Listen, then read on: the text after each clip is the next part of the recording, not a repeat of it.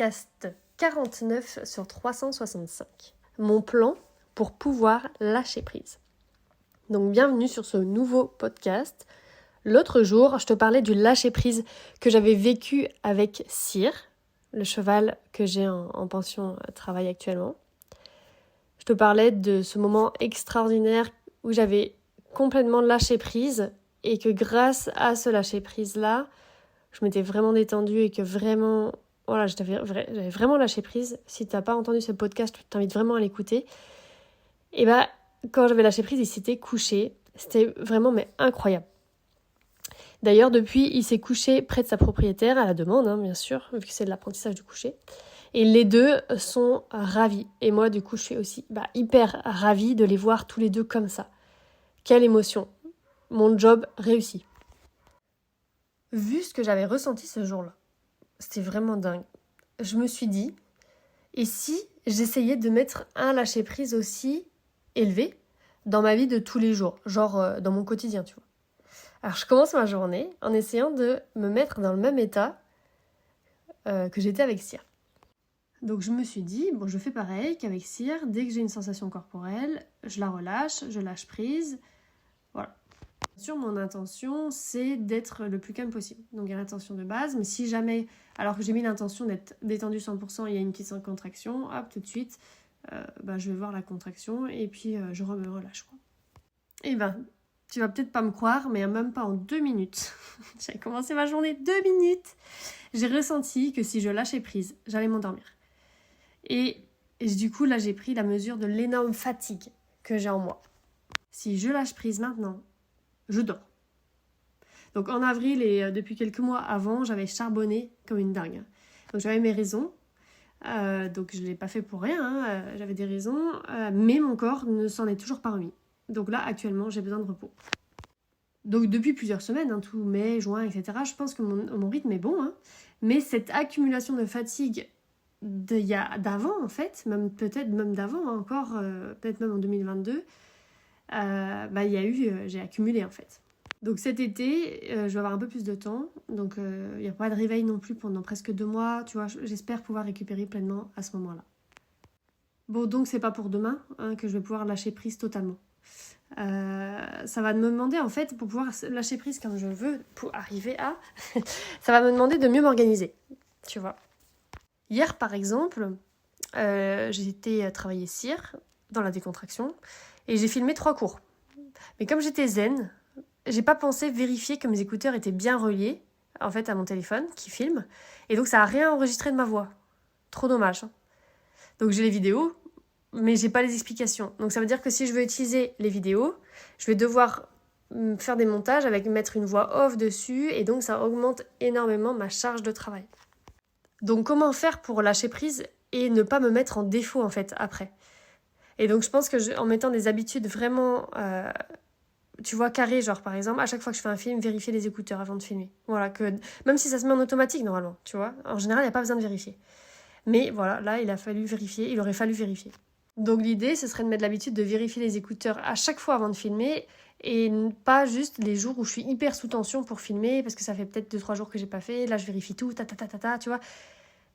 Donc mettre une habitude que je fais tout le temps, que je sois hyper motivée ou juste méga zen. On parlait de la motivation l'autre jour et là en ce moment je filme quasiment tous les jours donc j'aime faire ça, mais je suis pas du genre super motivée, tu vois, sous tension justement à chaque fois.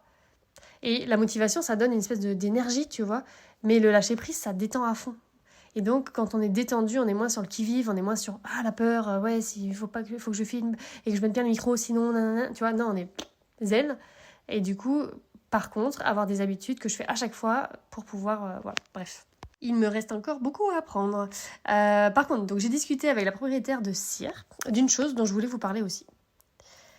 Afin de préserver mon énergie et de pouvoir lâcher prise, on a vu là que j'allais m'organiser sur des petits trucs au quotidien, mais aussi j'ai décidé de réorganiser ma vie professionnelle. Et donc j'ai décidé, donc ça fait déjà quelques semaines, j'en avais parlé un peu aux étudiants, mais je vous en avais pas encore parlé, je ne ferai que maintenant, en tant que pro, ce que je suis la seule à pouvoir faire ou très peu de personnes dans le milieu du cheval peuvent faire.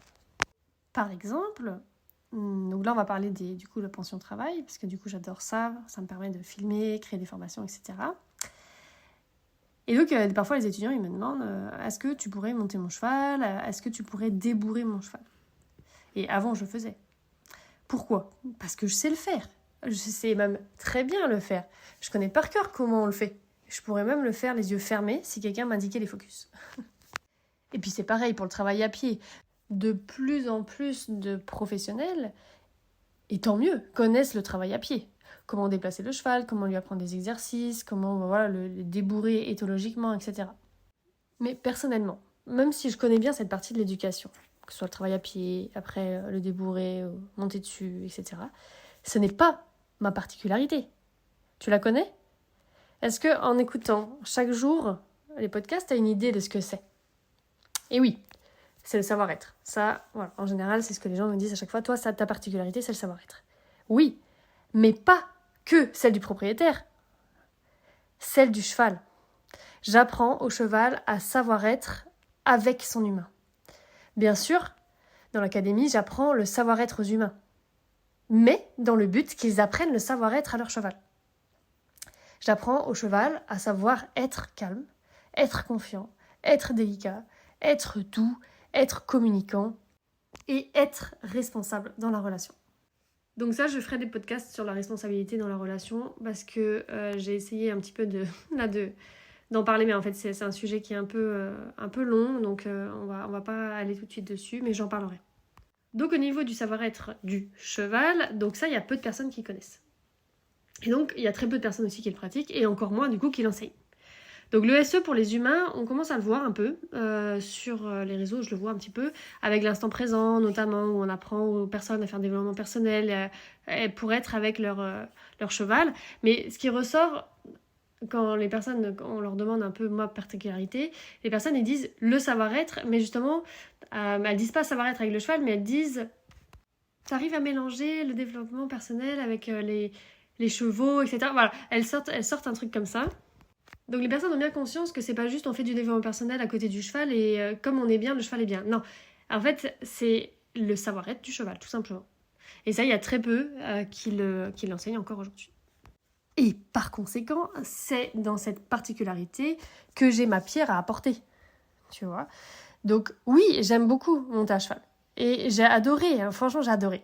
Monter le Puras espagnol l'été dernier que j'ai eu au débourrage, lui apprendre à être monté et tout, j'ai adoré.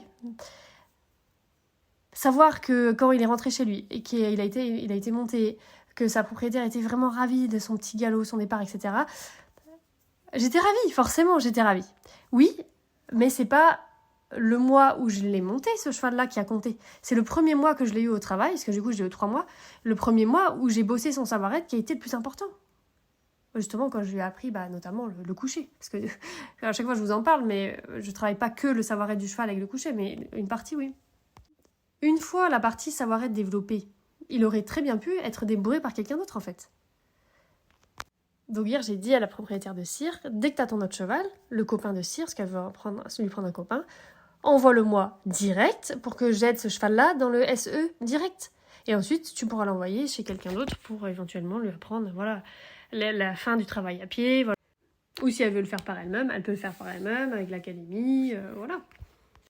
Donc l'académie bienveillante du cheval, j'ai mis dedans toutes mes connaissances. Donc ce sont ces connaissances-là. Donc ce n'est pas une école de travail à pied telle qu'on peut le percevoir. Dans l'académie, je t'apprends le SE du cheval. À demain.